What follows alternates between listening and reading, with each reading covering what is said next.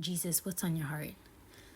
Your heart has been full of worldly cares and fears, my love, and has distracted much of your time here. And here the Lord's talking about being in Ivory Coast. I'm sorry, Lord. My hands are full with the little one, and I'm just so tired, especially in the evenings, to sit and be with you.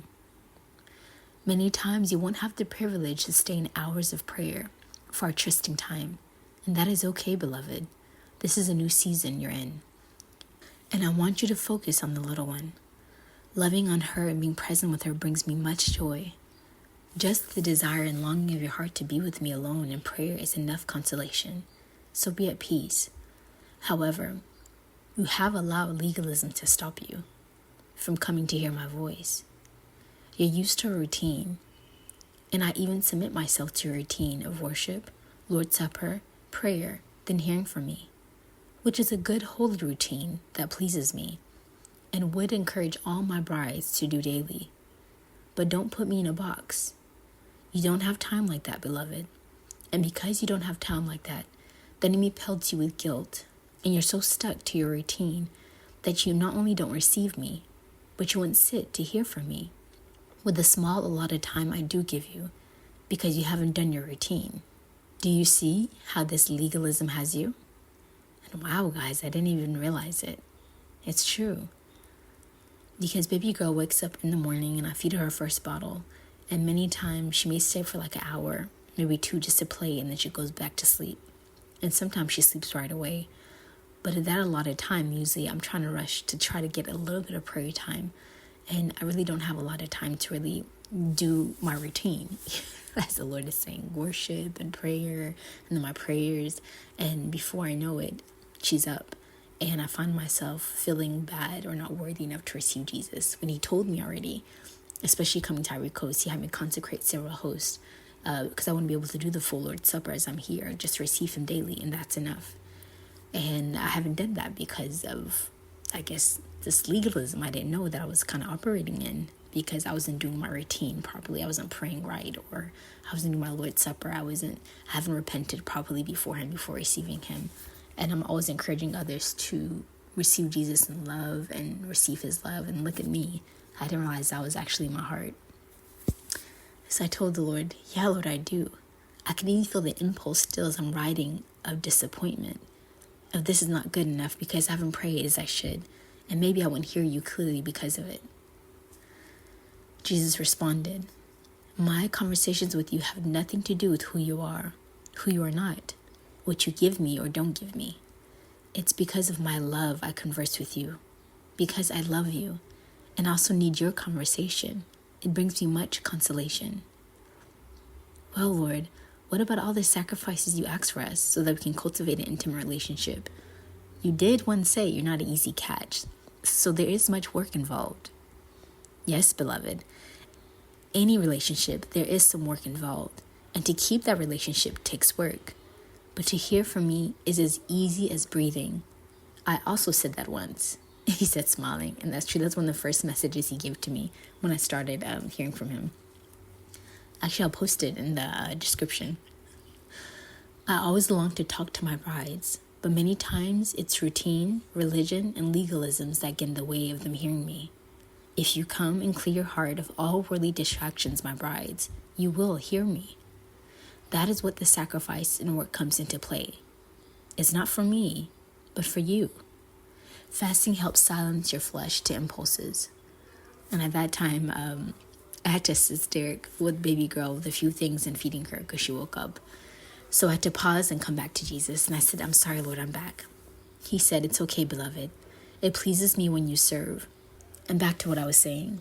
Fasting also helps with compulsive addictive behaviors and worldly appetites of any kind, which leaves a soul's room to hear me more clearly. It also brings deliverance. Well, I'm sorry, Lord, and thank you for putting things in perspective. I forgo receiving you or hearing from you because I didn't feel like I had the time to pray right or receive you right, and therefore I didn't do it at all. Moving forward, beloved, it's imperative that you come to me daily to hear from my heart, even with the small allotted time I give you. Prayer is someone. It's not something you do. Smiling. It's a quote from Mother Angelica. And how very true. So you coming before me, not being able to pray all the prayers first, or even receive me, will not stop me from speaking. I know the state and season I've put you in, so I'm working with you and giving you the grace. Don't disappoint. So if she takes her nap, come to hear from me first to start your day, and then you'll know what to pray throughout the day, even as you're with her. Thank you so much, Lord. You're so wonderful. Please receive my burdens. However, don't neglect when I give you ample time and grace in the evenings. Then you can pray as you should and do your Lord's Supper and necessary priest duties. Okay, Lord, thank you again. I feel like a burden has been lifted, and sorry for wasting so many graces because of it. Lord, what's on your heart today? Your trust must supersede your clarity, beloved. I'm glad you enjoyed the messages from my servant, Brandon Manning. I'm calling my brides to a deeper season of trust that will lead each one into their fulfilling destinies and dream. Tests of trust are coming, and I've trained you, my beloved heart dweller brides, in tools you can use to discern my will. But this is a deeper season that calls for you to know my ways, my character, and my heart in certain situations where you don't get clarity. I need you to trust me anyway, and this is all training for the end times. Many of these things won't be available, the tools to discern, and I need you to have full confidence that we are one. I dwell in your heart, and you have union with me. What came to my mind, guys, is like the Bible promises, the Rhema page, or Rhema cards, etc. Jesus continued, obedience. Blind obedience, especially to leadership, is another form of trust without clarity. And as an aside, family, my goodness, I came under a curse of death. I felt so heavy, extremely lethargic, that I knew it wasn't normal. I wasn't even able to take care of a baby girl. I felt so bad. That day she just sat on the bed for like 2 hours just staring at me, trying to crawl around to get my attention. I couldn't really move. I had the intercessors group pray for me, and I got death in the Bible promises. Then later I got Psalm 49, which speaks about being delivered from the power of the grave. After setting out the prayer requests, I began to feel a bit better, and in the morning was still feeling a bit pulled down. So I pulled a rhema, and one was about disobedient fire, how the devil was on his back because he didn't submit to the direction from leadership. And the rhema was how the prayer of St. Francis put the devil to flight. One day a brother, under some pretext or other, refused to submit to obedience. St. Francis was praying in his cell at the time, interceding before God for the fire, and he became aware in the spirit of what was happening. He had the fire summoned to him and told them, "Brother, I see the devil of that obedient fire's back, holding him tightly by the neck." With a wicked spirit like that in control, he refuses to be guided by obedience and gave rein to the devil's suggestions. Go and tell that fire to submit to obedience immediately. The person who sends him this message is a person whose prayers made the devil take flight in confusion. When he heard the message, the fire was seized with remorse. He was enlightened by the light of truth, and he cast himself on the ground before the saint figure, acknowledging his guilt. From that time on, was humbly obedient. Immediately I remembered Telegram.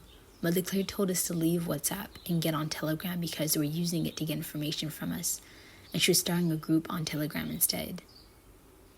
Honestly, I dismissed it as a directive for the main Heart Dwellers group, but not for ours, because we're so accustomed to using WhatsApp, and I use WhatsApp personally to speak with family and friends, and I really didn't like Telegram. I'd asked Mother Claire later on if we should all move to Telegram, and she suggested that we should as a group, but I hadn't done it yet, and I didn't plan to be honest. I went to Bible promises and immediately got Holy Spirit as to why the curse of death had landed, and the feelings of weakness and extreme lethargy, to the point it was so hard to take care of a baby girl. I was humbled and immediately dissolved the group, telling everyone in HDA we were moving to Telegram.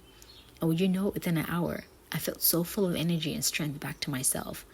I was so embarrassed and humbled how I once again scorned Mother Claire's instructions and been disobedient. Even something so small. How self-willed I am.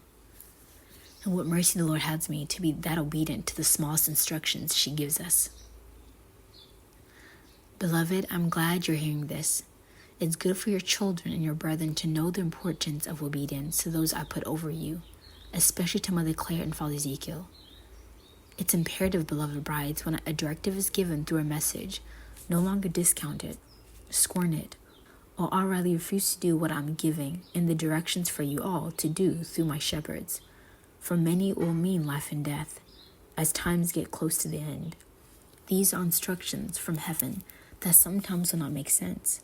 And although things in many nations have not gone awry yet, behind the scenes they have, and are prepping and setting up measures to catch many people off guard when events start to take place rapidly, back to back to back. I'm giving instruction through my chosen vessels, so that my people are not taken off guard. But you will be well prepared with the measures I have had you put into place, so it requires obedience and trust without clarity many times.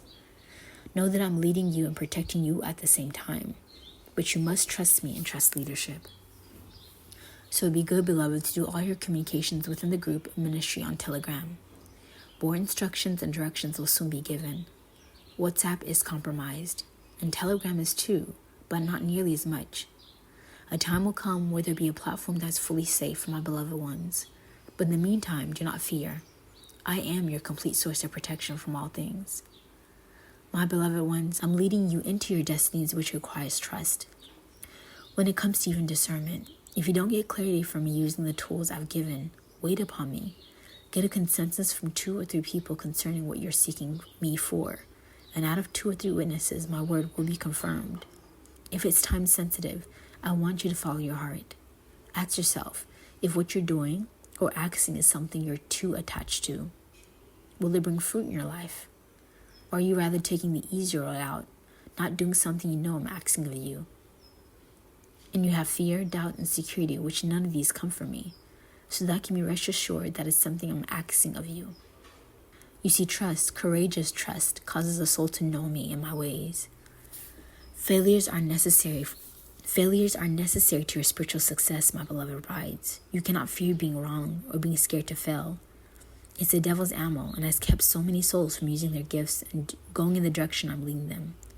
He gives you a picture of comfortability when it's actually a prison of complacency where you don't grow and bloom in all that I've created you to be. So trust is what is needed in the times ahead. Simple, childlike trust. And I'll leave you in awe as you obey. And that was the end of Jesus' message.